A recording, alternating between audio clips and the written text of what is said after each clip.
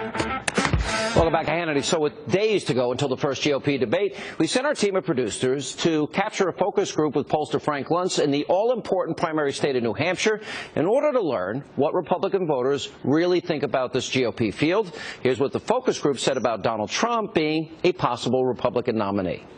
This is a live sitcom we're watching here. You better watch what you ask for, because you just might get it, and it won't be good. The people of the United States are agreeing with what he is saying, and they're standing up and they're clapping, and the other Republicans better stop making fun of him, because they made fun of Ronald Reagan, and I think Donald Trump could possibly become the next president of the United States of America. No. This guy has... He is not a fraud. What's a fraud? People have not done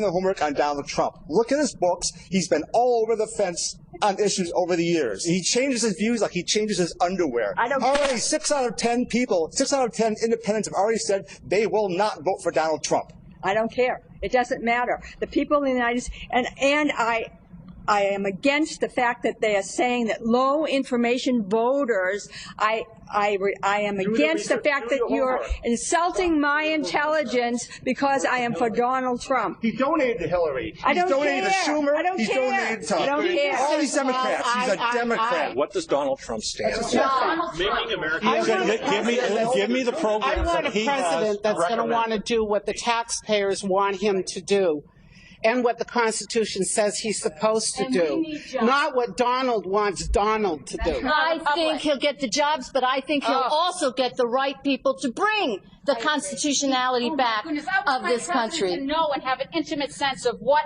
this constitutional republic is supposed to. All he has to do is read. All he has to do is read. $10 billion. He's worth $10 billion. He doesn't know how to create jobs. How can you say he doesn't know how to create jobs when he's worth $10 billion? Wow. Here to help us break down the results of that focus group, the man himself, Frank Luntz. All right, so one of the producers told me that literally you mentioned Donald Trump's name, and for 8 minutes they just fought without you saying a word. Is that true? You being quiet for 8 minutes is impossible. The only thing more impossible, Sean, is you going for 8 minutes without speaking. Guilty as charged. I could have walked off the set and they would have had this debate. And Trump will watch this and say it's not fair.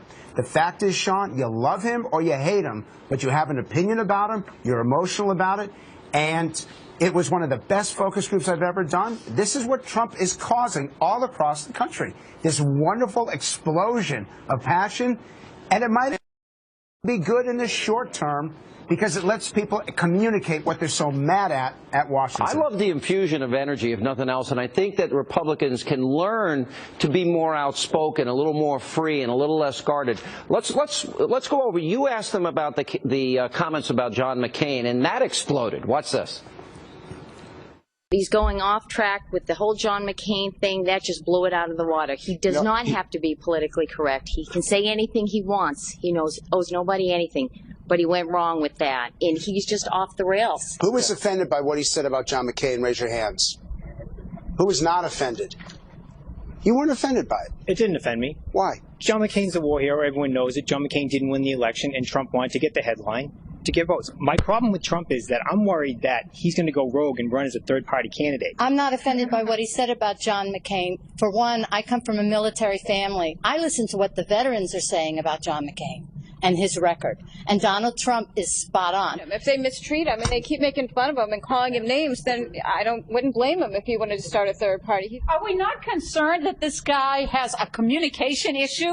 We're going to put a guy in the bully pulpit that just keeps saying you're fired? Trump is the boss that I have to constantly follow around and fix all of the stuff that he's broken with his mouth, because it's cheap and easy when you shoot it out, and then somebody's got to clean up your mess.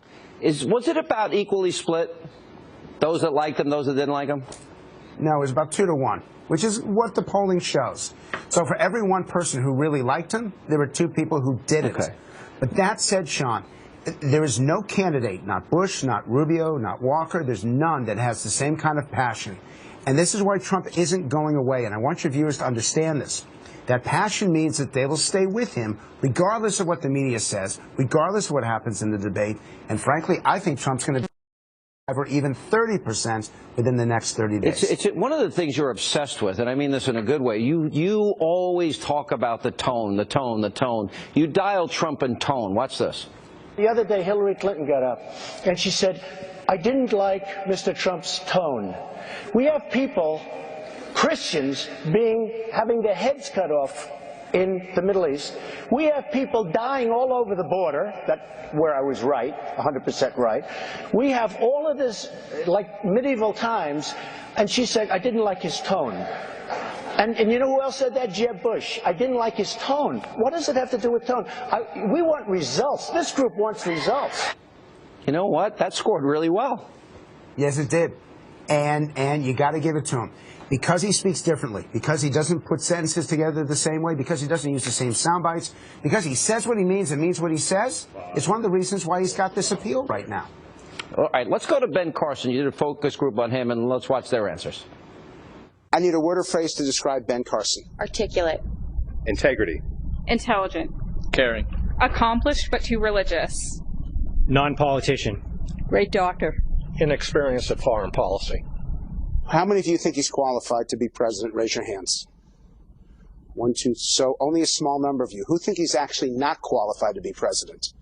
So a majority of you. I don't think he knows enough about the other outside world, Putin, Iran, Afghanistan. He hasn't been involved in the system. There are better candidates out there at the current time. I think he'd be a great general or director of Health and Human Services, but not as a president. Very well intentioned, but it's a big job. Is it too big a job? For him, I think so. I'm watching that. If I'm Ben Carson, what I would take out of that, I've got to show people I'm up to that task, that I'm informed on these issues. Take it. Exactly.